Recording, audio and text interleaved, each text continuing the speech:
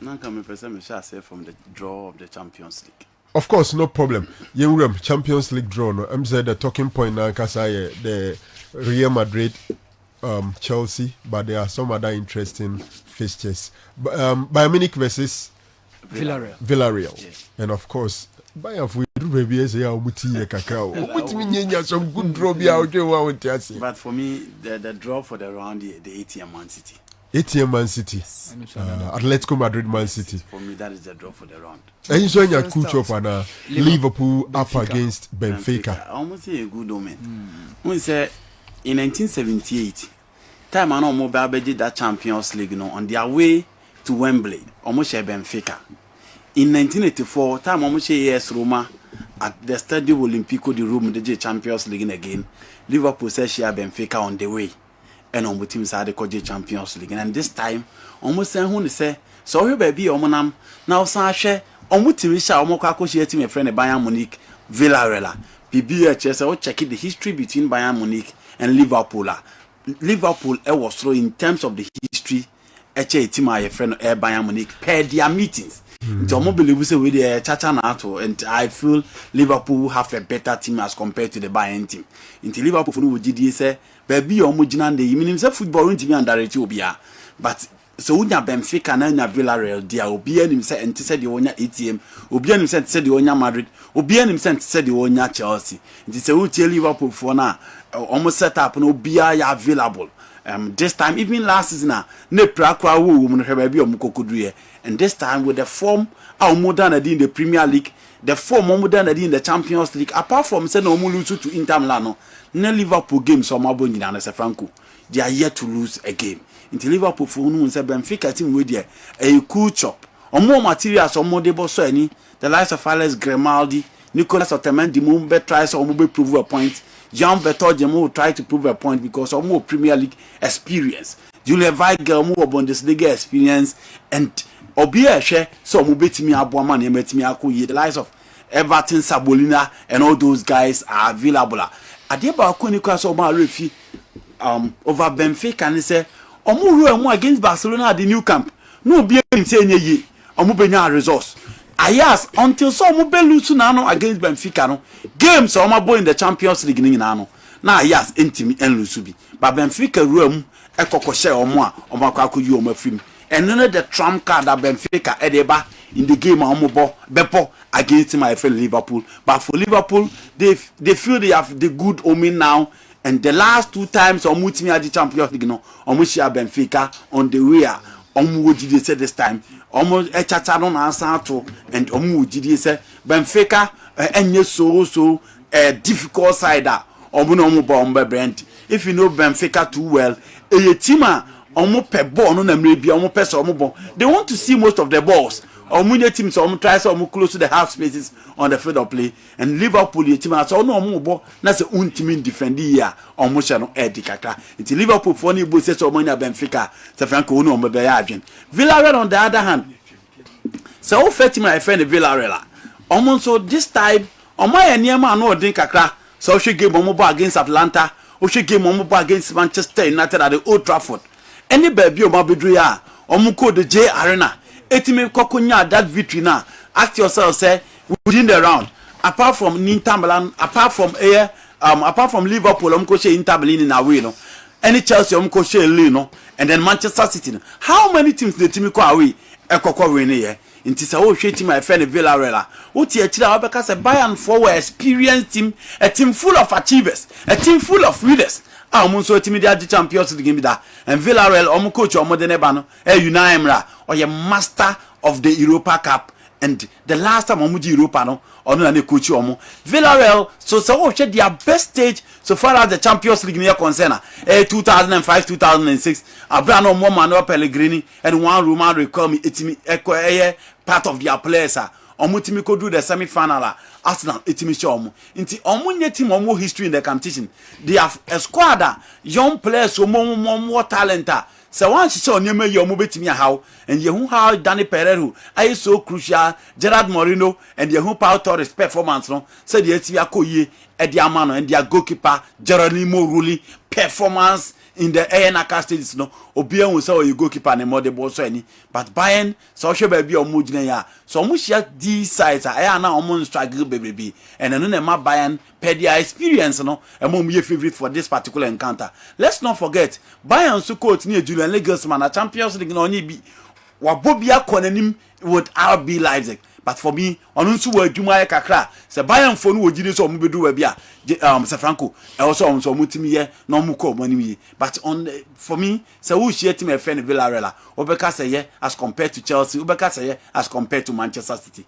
Chelsea against Real Madrid one gamer obi hwe se betimi abaso na no edi kan by some bebo the first leg no was Stamford Bridge and e kire ba say omo bebo the first leg no at the Santiago Bernabeu. Last time at Chelsea, you obi afemi in the competition last year no omo team e friend Real Madrid and omo team ko you omo free after that performance in the first round. No obi himself Real Madrid be a pedigree game at the Stamford Bridge. But Chelsea team with the level of mentality so omo show na say oba you omo free ma na edin kakra Diego Pablo Simeone the team be magic no at the Stamford Bridge. But Real Madrid and team amame and omi Real Madrid efrimu with Sergio Ramos and all these experienced squad no go last season no. Again, let's not forget so far competitive gamer Real Madrid and team share Chelsea in a competitive game that into Chelsea history as compared to Real Madrid so far as their meeting is near concern. So far Thomas Tuchel and that they say Real Madrid bobo konu so team ya share that. And the last time I not Chelsea qualified for me, it was Christian Pulisic and another more bonus in those particular encounter. This time he's back and so I checking the form this season now. The more bonus the game against Lille obia hu adwuma Christian Pulisic ekokoye ya otimi bo at Chelsea Emma almost etimi qualify and so ni Madrid they don't love possessive teams. So possessive ball no muntimi and close to any ball na omo brepa into Madrid and possessive team and so I Chelsea omo build the team to the level that omo ko away omo ko home game no omo bona no omo bo and Kessben playing so well in attack but Juma also Chelsea is to make sure said they will stop Karim Benzema and then Vinicius Junior. For me, these are the two key figures as Opeto Real Madrid team now who were Juma to stop them. In Thiago Silva and Cesar Azpilicueta, there were a lot of worker also on me. Madrid they coach a Champions League 3 times. Only ball personally anything that is done let me 3 times. In as much as Madrid any good record, no, San Franco, Carlo Ancelotti were a very good record. Were coach Chelsea that when him said Chelsea City. Inti so we game obo against Paris Saint-Germain. In as much as you to me say Paris Saint-Germain our mentality was a bit weak tactically in the second half for Mujebe no. Carlo Ancelotti has seen it all and in the Champions League night only more the two akwema a bad in their opponent say obetimi a stop. Inti all to play for and it is a gamer meaning so be out or Pep Champions League na no eduru anya dey so obem miss that game for a second. You better how Chelsea and Real Madrid be see affair in those particular encounter. Atletico Madrid versus Manchester City. So what should Atletico Madrid team now? From the group team more rare but adieba ko on team kan yo mun sinche say omunya victory in famous stadium this particular time in the Champions League. So ko win was San Siro. So ko win was Stadio de Dragao. Now ba be win was Old Trafford a Chelsea Champions League na o sem krofo etimi hwe wi. Most of their home games omo modebo no ne nisro but omo kwa away e ho no omo magic no omo timi ye adwuma. Pep Guardiola on the other hand and so build the team to a certain level from the group stage game omo see the game that they lost against Paris Saint-Germain at the Parc des Princes game ni nyina omo try so omo beshe and the last game omo boy omo ntimi awini into Manchester City they are just on form and it has always been difficult for teams so betimi you omo I think say omo weak mentality no matter and the last time on ball finals no always se new team kokopie mo final na so oba ya break akra nti ane mo wa se omkobo against Chelsea omo ntimi anwini that particular encounter. This time o share another stubborn coach in Simeone. The last time Pep Guardiola no coach Bayern Munich o free mo no Diego Simeone ne ko uniform the sound where's go at the Vicente Calderon and Omco Allianz Saleda Eko Lusu by 2-1 into Onim Diego Simeone how he set up and the plan for his games and Pep Guardiola and also antidote so who set up a defensive planner or what the solution to unlock your defensive plan or create more weight in attack and Obian is a Pep play his game apart from his dominance or Bonnie game through the lines. Indeed, Obian the Pep Guardiola and so Eddie in that particular encounter. A typical defensive setup as against an all-attacking side. And you the two lectures say Bakuha, na Bakuha, Baku check the defensive plan, na Baku check the attacking plan. And only idea Ebeshe in that particular game. And okay, let's come on the baby Omoduna. Say Franco, you can never underrate them. All the materials available. First game, against Manchester United. May say 5 key players. But in the second round, Koke and all those guys are they upper. Omunsu etimi Babe team a friend of Man United film. Let's not forget. And then last season, Atletico Madrid lose to Chelsea. None saying English Premier League side be almost Ombiano, Omo Yoma film into Liverpool, Oshe Leicester City. And the last time Omutimi Sanchez say Omumodibo so by beating Manchester United. A Chelsea Diego Pablo Simeone, the team no a team was Manchester City. City a favorite there, but it is a game that I don't want to miss that game for a second. It is a game that I'm betting the two tactical coaches a coin mobile first team and how betia execute plan on the field of play. The English side against the Spanish side. Nansay there, Urusika Italy phone now she buy and for now take a monopolize the Bundesliga. Nedia now we hear the Spanish La Liga as against the Premier League. In Real Madrid Chelsea, the last time the English side in the bragging right. Madrid the last 2 times or move film no. Manchester City and Chelsea na team you move film. Chelsea the English side and the best out of the Spanish side against Real Madrid. In Atletico Madrid and Real Madrid. So mbet me a craft flag ni no makwa ko those teams na free. So it is the EPL against La Liga and Franco. Minim say anchekra some matches so you better how those games will pan out. All right, my share other stories in Kakrebie. Well, me kwa ko PM in the Clasico. Na Real Madrid ene Barcelona na dey boom. Barcelona got 11 games unbeaten and Madrid got 5 games unbeaten. The two records under Xavi Barca currently got 11 games unbeaten. Yes. Wow. Yes. Hey Barca, is it ayewi wana? Dabi, Barca nye yemi. Hudu. Franco abutre. Barca ayewi. Marijata. Marijata. Se Franco. Barca ayewi. Kakra. Coincidentally, all the 3 gentlemen seated in front of me. Abasa. Hey Barca fans. Abutre. Remember Honma Bibisa, obi say Pedri ni Gavi. Omo wo de wo. Se omo betima be ya be yet say Iniesta ne Xavi na meba be jinchire mo free honum but there's 11 games unbeaten there and Barca here Andy Franco omene wa boy oko she Galatasaray na Napoli enye ya fe no onye o ma fe ne ye ya fe ne ba bia ngofo du quarter final ne semi final no e na Barcelona wo nti se omo duru ho a meka se na Barcelona share Chelsea no abon 3 o ma share Real Madrid champion no ahye no o share PSG no ahye no o share na fe ne ebitin aka se but at least you say they've shown promise. I know there. Yes, they've shown promise. And what they to under Kumana. Yes. And for me, the last time I can say the Magic na am ranting me and no more anymore. Omuna because the level of chance and Barcelona creating in the last 6 games Barcelona shot 20 goals. But in the last 21 games before the pictures of Ferran Torres, Aubameyang and then Adama Traore. Now Barcelona bought 32 league games. I shot 20 goals. I see. And clearly there's an immense improvement up front. And Adama Traore with 4 assists, Pierre-Emerick Aubameyang with 6 goals in all competition, Ferran Torres 5 goals in all competition. Gradually Dembele is coming back. Into whom said there is a bit of improvement in our major department. Defense and answer shaking on. Then a by the almost said the Cooper, the Super Cooper went to me about the pace of Vinicius no. Now on to me in the second half now come will be by. But Ronald Arroyo for me has improved the Barcelona defense. Jordi Alba is playing so well. Pedri back and I'm but in the last 3 games I'm actually no. Wachesa is a good player. I love that Gavi guy. Frankie Dion has been on and off, but also the performance level. So Sergio Busquets is playing so well, and already Macau front trainer. Into Barcelona 11 games unbeaten.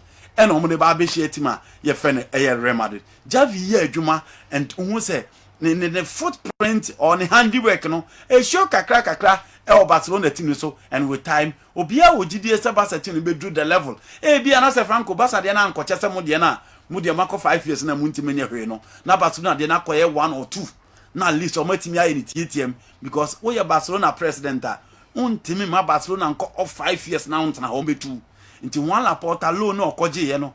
It is understood say with time obe add the quality e de aka Barcelona team no mranche ne me ensa na ode on bae no eno ne enough obe here certain materials on betimi add a lot to the Barcelona team for them to compete with the very best.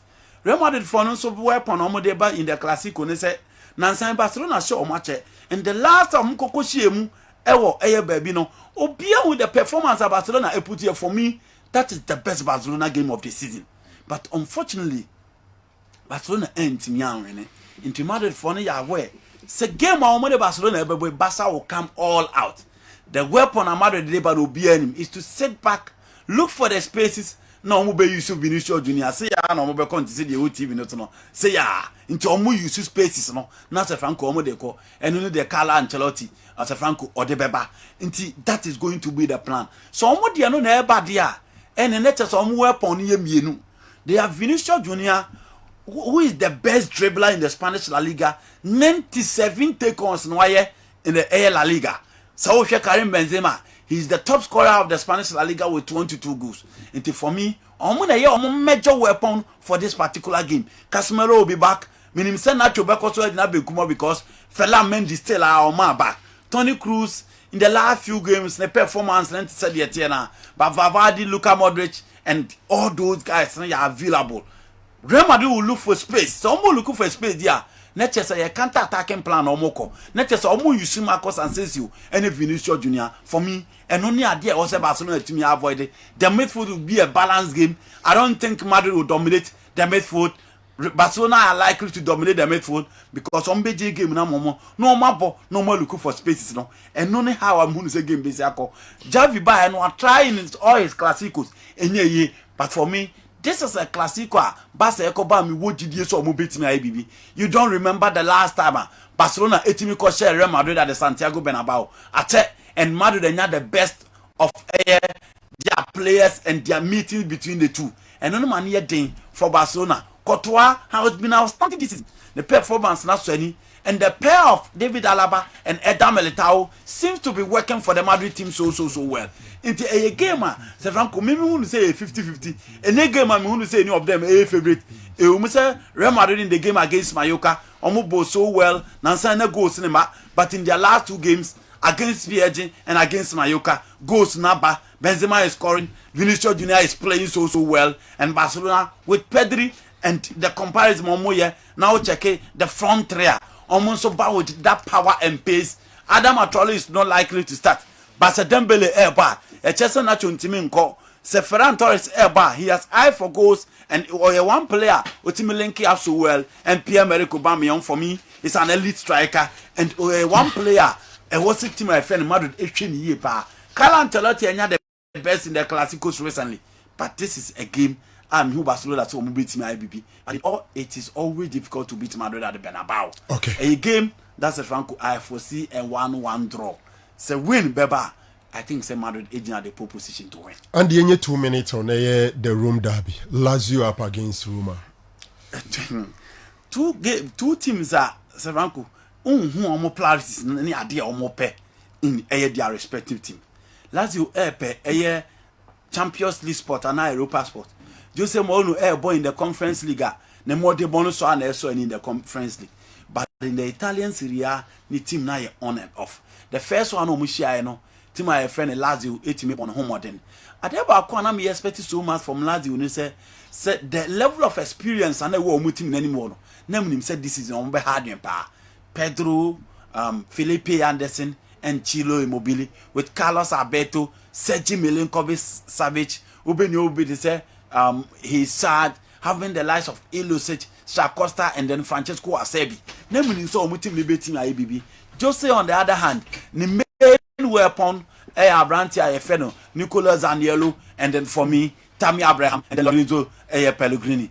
but defensively omo you weak whether cast up nebo whether Matthias Vina nebo whether Chris Smalling nebo who the best from a team ayefeno ASoma Brian Crescentemo I try so omo baby on Jeremy Via 2 but adwuma omo hwe so omo betimi ay no intimin so aba for Jose Boruno no obi ani say the Jose start here no nka at least obetimi anya a Champions League spot so what no performance in the top games the only game otimi win here a game of ball against Atlanta at the Bergamo and a draw boy here against Napoli at the Diego Armando Sports Stadium.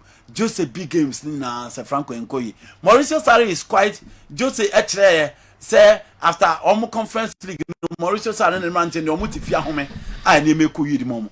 But Jose empe so obetimi lose game na to asum the first one he lost it to 8 Lazio. This time to Obi Abeshe say obetimi make amends and for me with the current form of Tammy Abraham I think say team FN ASoma agent the pole position as a Franco. I'm betting I win this encounter. Okay. Andy Kerm da CP ma menya na memra awal hono but